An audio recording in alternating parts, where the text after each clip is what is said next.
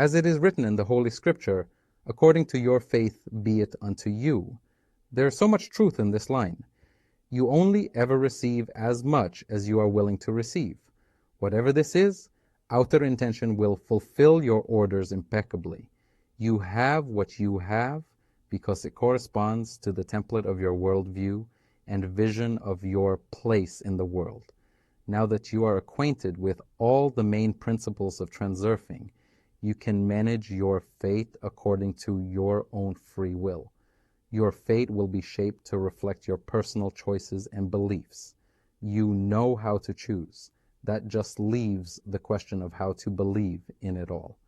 As I have said before, you cannot convince the mind of anything until it is confronted with fact. The mind, however, is capable of pretending. It is also capable of blind, fanatic belief, but usually a false belief based on intense excess potential created when inflated meaning is attributed to conviction.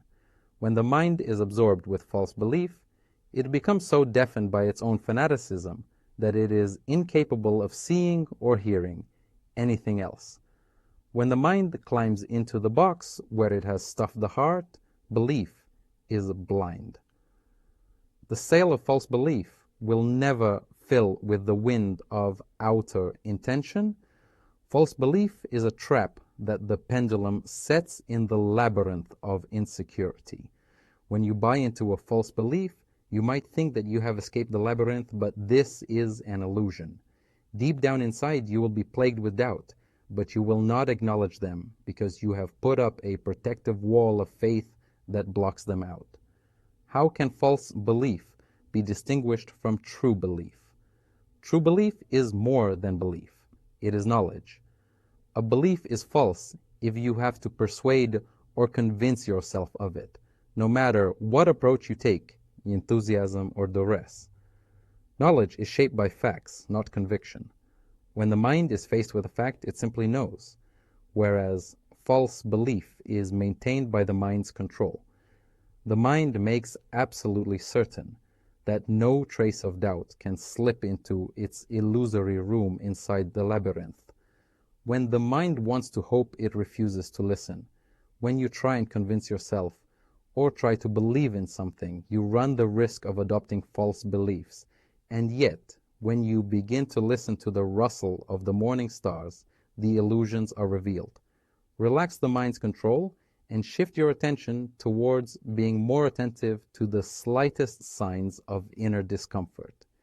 If you reveal a pang of discomfort, step back from trying to convince yourself of the idea you want to adopt. When you achieve a state of unity of heart and mind, you will not have to convince yourself of anything. Neither is there any point in trying to talk yourself around with positive affirmations. Any doubts you feel will not disappear by repeating to yourself, I will have my way. On the contrary, this just creates fertile ground for the doubts to grow stronger.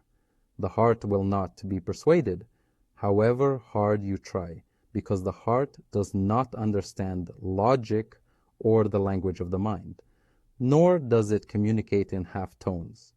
If you ask the heart, will I reach my goal? It will answer either yes or no, but never maybe or probably. If the heart feels the slightest shadow of a doubt, the answer will also be no. When the heart has doubts, there is absolutely nothing you can say to persuade it otherwise. So what should you do? The answer lies in the statement above. The heart does not work with half tones. Doubt is what you experience when you believe in something to a certain extent, but not totally. The heart turns not exactly into absolutely not. It neither believes nor doubts. It simply knows what will happen and whether the answer is yes or no. You have to take the radical step of removing the word believe from your worldview template and replacing it with no. If the mind knows that such and such a thing is going to happen, the heart will agree without question. Do you believe that are holding this book? No, because belief does not come into it. You just know that you are holding it.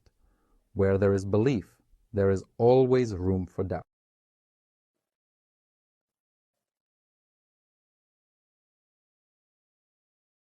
Now that you have removed the notion of belief from your mind, allow yourself to have the knowing that your desire will be fulfilled. For the law has it that the goal will be reached if there is will to have, and if there is the will to act by moving through the right door. It is your choice. You are in charge. If the decision is truly yours, any thoughts along the lines of, what if it does not happen, will become irrelevant. Any event can develop in one of two ways. It will either work out or it will not.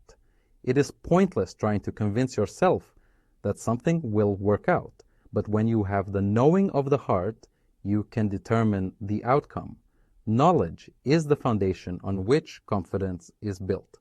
There is just one small step to go, which is how to acquire the knowing. To properly acquire knowing, you have to get used to it and accept it. With time, people get used to all sorts of incredible things: telephones, televisions, and aeroplanes. Have we not seen many examples of things that were thought absolutely incredible? Apply the slide technique. Harbor knowledge in your mind and look after it until outer intention makes it fact. Remember, the task is not to convince yourself, but to remind yourself of the knowledge that you will achieve your goal. Whenever you think about your goal, you will catch yourself being involuntarily drawn back into doubt, and thoughts about how the goal might be achieved will inevitably creep back in.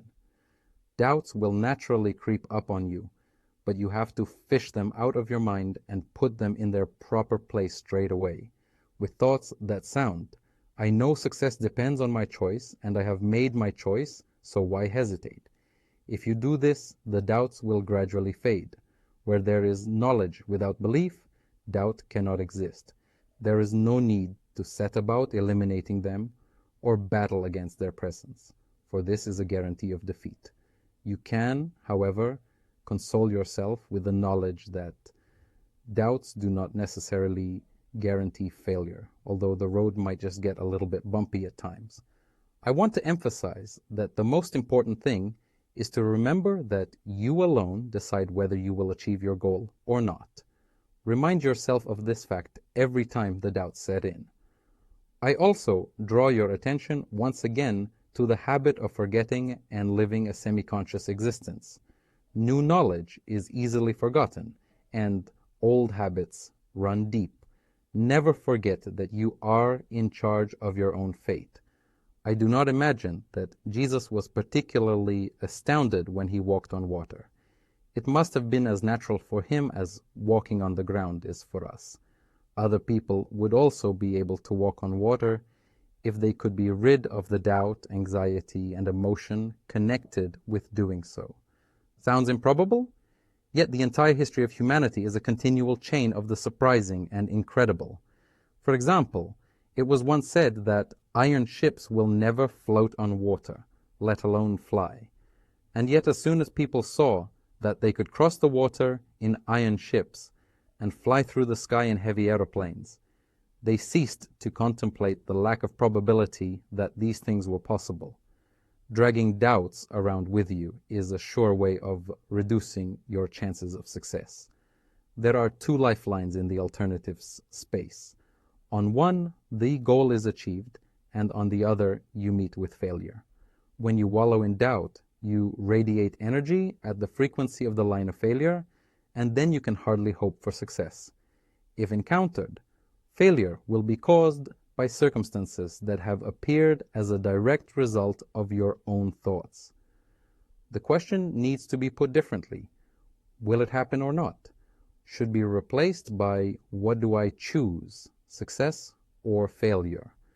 It can be difficult to get used to posing the question in this manner. Your entire life you have been convinced that apples fall to the ground and could hardly fall to the sky. However, if you can regularly catch yourself in the moment that you succumb to doubt and remind yourself that success is just a question of choice, you will soon get used to it. Imagine to yourself that, as of today, apples have started falling to the sky. It feels quite strange initially, but then you get used to the idea and accept it. What can you say? That is just what apples do. Is anyone surprised when balloons?